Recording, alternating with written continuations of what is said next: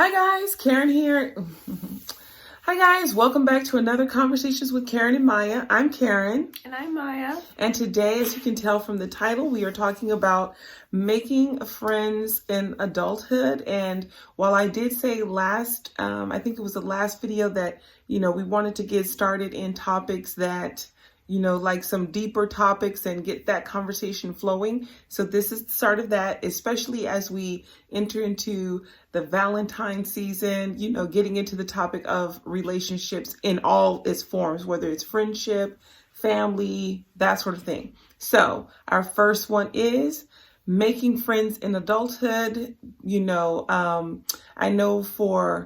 like a lot of people that I've spoken to, and for myself, recognizing that it does get a bit harder as you get older to make friends. It's not the same as when you're in elementary school or middle school or high school. I mean, right at college, it starts to change.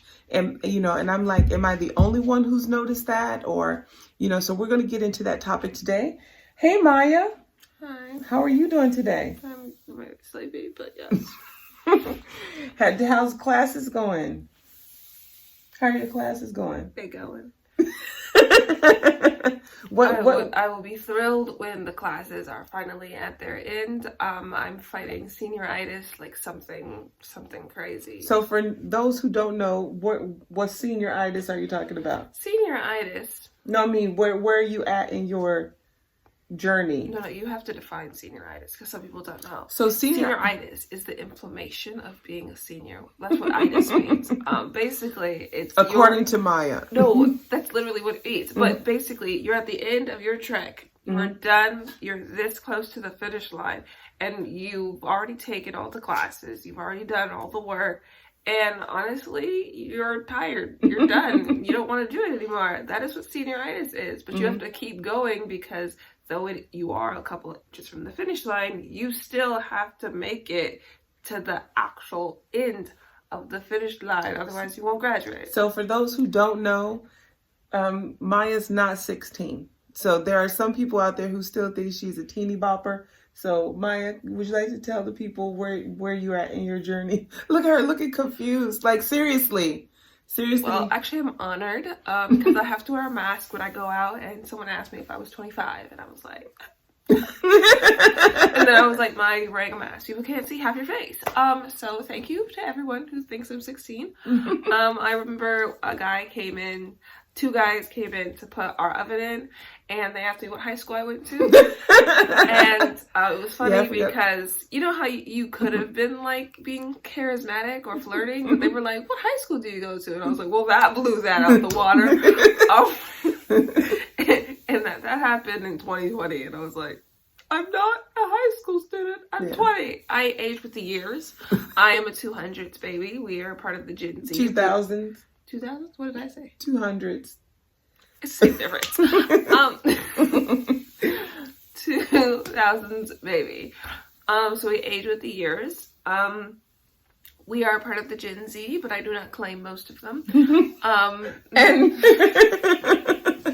Okay. Yeah, but I age with the years. So if it's 2002 and there's a picture of it somewhere in the house, I'm like, was it summer or was it fall? Right. Because if it's summer, I was probably about to turn 3. But if it's fall, I was most definitely 3.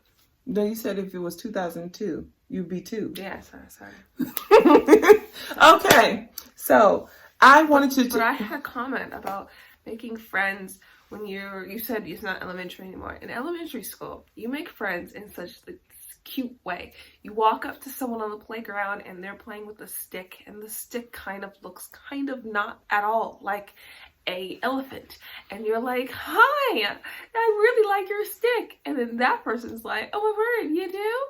And by the way, I know that some elementary schooler will watch this video and be like, "We don't make friends like that anymore." But that is how it used to be. And then that person just became your best friend for like that entire school year. Yep. Yeah. And you never questioned why you became friends over a stick. but you are now friends for life. But it doesn't work that way in middle school. It changes a little bit. And then once you go to high school, it changes a little bit, where people start discovering that they like certain things. They have certain cliques, they have certain sports, they have certain things that interest them. Then you go to college, and that is not how that works at all. Right. So the first thing that I wanted to discuss is the bridge between creating, like, there's hardly any bridge between teen years and then becoming an adult. It like merges together. And I think, me being a military brat, that was very, that it was very interesting, because no one really prepares you for that bridge across. So you go from, in my community and culture, we call everybody ma'am, or, Miss so-and-so, or what have you. It was for me, it was a difficult time to go from, I'm just going to make up somebody's name, like, is Mona a good name? I don't know. To go from Miss Mona, hey, Miss Mona, to then like, oh, this is, now that I've reached a particular age of, 18, and not even that, let's even go further, in 20, I'm still calling her Miss Mona. And then it's like, then the dynamic between me calling this person Miss stops me. I know I don't feel like an adult yet, and then I'm not even being treated like an adult, and so even if I like Miss Mona a lot, it stops us in certain instances from becoming friends, because I'm probably being treated more like Miss Mona's daughter. Does that make sense? So I can explain. Yeah, as a person that is going and that did go through that change recently. So this is how I broke that up, because you grew up in the Miss and Ma'am, and we kind of grew up in the Miss and Ma'am too. If I met this person before I turned 18 and they were like a family friend and I called them Miss, I have continued to call them Miss. But if I met Right. them after I turned 18, like I have a job, I work, and the people there, because what I used to say is, if you were old enough to be my parent, I would call you Miss. But I work around people that are old enough to be my parent, and I call them by their name, because I met them when I was 20. I met them when I was 22. No, you were working there after you turned 23.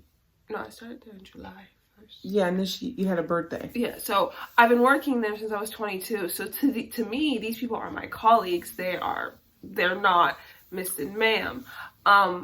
Which I think that translates for a lot of us. But I'm saying, like, there are some people that you're close to that the relationship stays into, it doesn't get to grow. I'm saying you have to like qualify it. So like if I was to go to like a church event or something, and I met an older person, someone that is old enough to be my grandmother, it's a different feel. Mm-hmm. It's a different thing. They can be old enough to be my parent, but if they're old enough to be my grandmother, then I naturally say Miss, because I assume that they have gone through some stuff in their life and they deserve the title.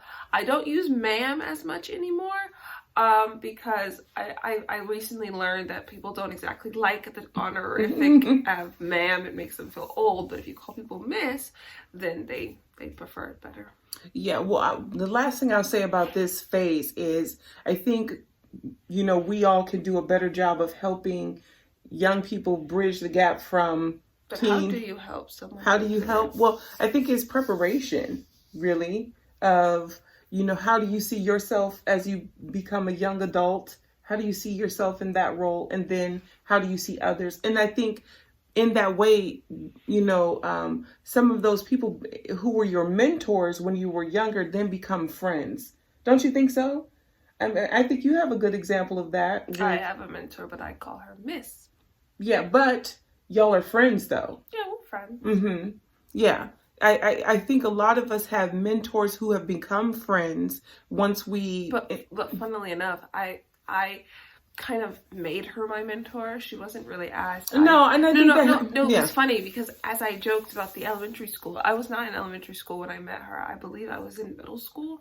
Mm-hmm. And I just went up and sat next to her and I asked her a bunch of questions. She answered them with a smile and I was like, you are my new friend. And because of the age gap, then it becomes kind of a mentor-mentee relationship. But then the older you become, then it grows into more of a friendship. And I think, you know, if you're able to be a mentor to somebody who's younger than yourself, and, you know, guide them, and you're able to guide them into adulthood or walk with them through that, and basically you become their first adult friend. And I think that's, you know, in a way, being a good example of a friend, you know, as that person grows into that age, you know, helps you then show them what a good friend looks like as they get into adulthood. I think something about us is something that the reason why I don't necessarily have the problem making friends with adults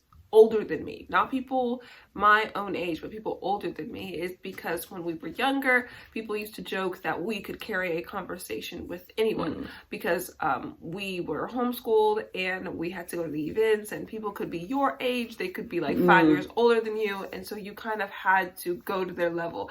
And so or just be yourself. No, but you had to come up with conversations that weren't just like, on this, you had to talk about other discussions, and people were like, man, you know a lot, like, or you're really intelligent. You're like, no, I've actually been talking to people that were older than me, and I gleaned some information from them, and so now I'm using it on you. Like, but for me, like, I have noticed that I can have like a great conversation with someone that is like maybe 20 years older than me, and we can have an on par conversation, like toe to toe. We can just keep going with a conversation. We don't run out of things to talk about. But at the same time, if I'm talking to someone that is my own age, that is when I run into the problem of making friends in adulthood, because I connect more with people that are like older than me because I can talk about more things. But if we're talking about something recent, something trendy, something this, I'm an introvert and I don't leave the house. So and you what? I don't leave the house. Well, I will say this for myself. This isn't on my ABCD list of things to talk about, but I will say this. I find myself gravitating to women my age, but also women who are older than me. Some of my really good friends and best relationships are women who are, you know, older than me. And I just love that. And I think friendship is such a broad thing in certain, if you can narrow it, if you want to just like, and I think sometimes we make it so small, like they need to be my age, and, you know, so we can do these things together. And I think sometimes when we open it up, like one of my best friends is 75, I think. And I just adore her. She's so vivacious and, you know, spunky, and just filled with knowledge and information, and so inspiring and so encouraging, you know, and I just appreciate that about her. And I have friends, like I said, that are older than me, and then I have friends my age, and we can talk about so many different things. But I think, you know, if we broaden the spectrum of age and what that entails, I think we open ourselves up to bigger and greater relationships. Here's another thing that I wanted to talk about too, was what do you think about outgrowing relationships? Because that can be hard too. Like sometimes in order to grow a little bit in other friendships, the ones that you used to have, sometimes they go away. Yeah. And, you know, I don't know about you, but when, like, even going from kind of outgrow each other. No, even like going from like middle school to high school, you will be friends with these people, and you've been friends with them ever since maybe you were 5. I have never experienced that in that way because I was a military brat, and so when I got here, everyone already had their established clique. So I'm trying to get into a clique. But some people, they've been friends with someone since they were 5, and then they go to high school, and then people start pulling away. And repeat the question one more time. Well, I'm just going to say this, capitalizing on the fact that you forgot the question. But I did not forget the question. But I will say I had to tie it back. So this is what I was going to say. Similar to her experience, I grew up in the military too, a military brat. And so, but I went through the whole system. So elementary school, middle school, high school was all done while my dad was in the military. So you don't count. Yes, I do. No, you don't. I do count. No, you don't. Yes, I do. My dad was in the military for that entire duration from elementary school to high school. And so what that taught me about friendships, that friendships can happen in transit, meaning I was making friends, and then maybe a year or two, sometimes 3 years, if the situation allowed it, I had those friends. But then most of the time, after 3 to 4 years, their parents PCS, which is, they got a different duty station, and they were gone. And so, you try to keep in touch. And back in the day, yes, we kept in touch with pen and paper and stamps, writing letters and all of that. But, the digital age certainly made it a lot easier to keep in contact with people. But initially, growing up, I became used to transit, having friendships that were moving, that were fluid, basically. Like, you're here and then they're not, they're leaving the next year. But you enjoy that. You put your whole heart into that friendship. But once we were out of the military and stationed in a particular place, I will say that I ran into the issue of people who had lived in a place for a very long time, and they had their specific groups, or family groups and whatnot. And so you're new, and so you may not fit within that whole group. And so and I've never been one who tried to fit. It's more like just trying to observe to see how the relationships work when you didn't grow up with a group of people or grew up in that town or city, and how, watching how everyone functions in that. But, and sometimes it was great if you were an outsider coming in, because you could see, how friendships were working and functioning, and it helped you to better make choices as to who you want to become friends with, if that makes sense at all. What do you think? I was still going back to the outgoing friendship. Yeah. Mm-hmm.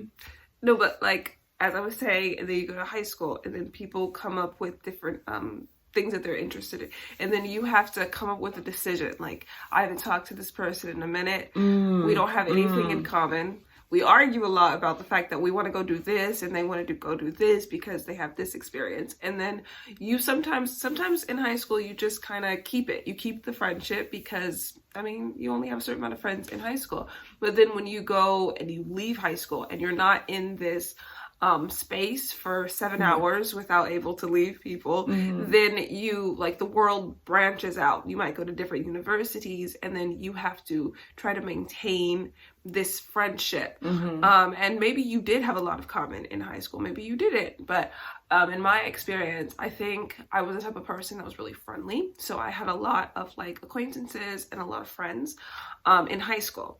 And then the first year after high school, that number cut in half, because it's hard to keep in contact with people, especially when they're re-experiencing the world and saying, we're adults. Now what are we going to do? And as an introvert and someone that wasn't forced to go out into the world, I was like, I don't really find that interesting. I don't find this interesting. And then you talk to some people. I think everyone has experienced talking to someone on the phone and then noticing that you're the only one talking. You're kind of talking to yourself. And then you're like, is this friendship sustainable? And so then that leads to if I stop talking, what happens to the friendship? And then you learn if that person's going to keep talking to you. And I did that with all of the friends that I have now. And funnily enough, 2 of them were from high school, and then the last one I met after high school. But I kind of did that, and if they kept talking to me, then I was like, okay, we're friends. But a lot of them, it just depends. Yeah, and I think a lot of times when you have a lot of time apart, and people get busy, people, move into different stages in life to where they're not as available as they were before. So that makes it difficult as well. But then you find interests change, just like with any other type of relationship. Interests change, people grow, and then you realize maybe it's, sadly it's time to move on. And those decisions have to be made. And those are some of the harder decisions. And, and I wanted to bring that up because a lot of times you find yourself doing that in different periods of your life. Is kind of re-examining, and then you're like, oh, this friendship may not make it to this area. Let us know in the comments what you're thinking. What situation have you found yourself in? I know, like, when you're meeting new people, going into our next part of it is the dreaded introductions when you're meeting new people. And it's the idea, like, here we are again at these crossroads of, hi, my name is. What do you do in those situations? Like, for like meeting your colleagues and whatnot. Not so much my colleagues, because that's not hard. You're in a set, like, kind of like, bringing back time, it's kind of like you have to stay in this set space for a certain amount of hours, and you have no choice but to actually talk to your colleagues. You have literally no choice, because you're gonna be stuck with them for 3 hours, 5 hours, 7 hours. You're gonna be there. But it's harder when, like, you're in a classroom and there's a lot of other people in the classroom. You can end up being left out, but you have to talk to your colleagues to a certain degree. So I know, because it's the first weeks of school, and so I have been kind of making myself talk to people. So in gym class to me is a horrific experience, and I don't want to do gym class. But in gym class, we had to do the 12-mile minute thingy, and then we had to do sit-ups and push-ups. And I can't do a sit-up without someone holding my feet down, and I figured maybe I should just ask someone, like. And so the girl next to me, she was on her phone and she was scrolling through Instagram, and I was just sitting, and I was like, I mean, you could ask her. She doesn't seem like she's doing anything. And I was like, well, what if she already has a partner? And I'm like, but you're not going to know unless you ask. So I was like, hi. And I said, my name is Maya. And I was like, do you want to be partners if we need partners? And she was like, sure. And I was like, that was easy. And then earlier, like the week prior, a girl came in and she asked me what floor her classroom was on. And this was my first time being in that building. And I could have just said that. I could have said, oh, it's my first time in the building. I don't know. And I could have stopped right there. But instead, I was like, it's my first time in this building. And I was like, do you like gym? Because I hate gym. And it was like, you didn't have to fully introduce yourself like you do in, like, movies. You didn't have to go like, and I'm Maya Logan, I'm from House Logan, or whatever. You didn't have to do all that. You just posed a question, and then she sat down and we had a conversation that lasted 30 minutes. And I was surprised, because I was like, oh, this is how it is now. You just talk to people.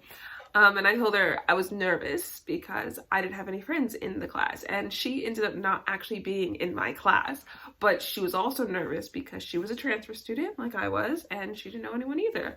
And so you had to kind of make a connection about something. And so that's what I'm learning about how to start friendships. You have to make some sort of connection. Well, I would have to say, being older than you, of course, I think having solid relationships, but also knowing too that you make friends wherever you go, or acquaintances. And I just say, if I were to offer any advice to anyone looking for friendships, I will say that you can find friends almost anywhere. We have, you guys on here. And I know I used to think, when I saw YouTube and people were like, you guys are my friends, I used to think like you can't be, you don't know those people. But I think a lot of times there is a connection that happens if you're, truly being authentic. You can meet people through the internet or whatever medium, and really enjoy seeing those people or hearing from those people. And you've never met them in your life, but you kind of know that you've never met them in person in your life, but you kind of know, if I met them, we would probably be really good friends. Like, they would be someone that I would want to hang out with, go shopping with, just sit down and have tea with. I'm serious. They're, and so it's so mind blowing. So if I had any advice, be open to all types of friendships, whether they're online friendships, like forums that you encounter. Like I have friends in gardening forums that when they type, I'm like, hey girl, hey, that sort of thing. Or, or you have your favorite store that you go to and you see the same person every time. I have one of those people. She used to be, I like Laura Mercier products, and every time I would go up there, she was at work and we would talk. And did she work for Laura Mercier? Yeah, she was a person who was working there, and we would talk every time. And I learned, even in that short period of time, we talked about family and stuff. And she would, tell me about the latest lipstick and foundation and all that stuff. But every time I saw her, it felt genuine and real. And that let me understand that friendship doesn't have to be this thing where it's, I see you every day and that sort of thing. But I'm not that type of person anyway. I'm very much not necessarily a loner completely, but I do really good by myself. But there's times where you really enjoy being around other people or chatting with people, especially if it's about things that you like. So my thing is, find friends while you're doing the things that you enjoy. If you enjoy walking, there's lots of people out there walking in the morning. If you enjoy drawing or art, take some art classes. You'll meet a lot of people who enjoy what you like to do. If you enjoy hiking, join a hiking group and in doing the things that you enjoy doing, you'll meet a ton of people. What do you say? And if you're a type of person that doesn't like leaving your house, there are like walking groups and stuff like that are exclusively online, and you're just talking to other people, but you're talking to other people. Mm-hmm. You don't have to go walk in front of people, and you don't have to like do what I do when I'm walking, which I walk for a certain amount, and I have speed. I'm going. And then it occurs to me that this is exercise, and my body's like, we're not moving. And so if I was in a walking group, they would be way over there.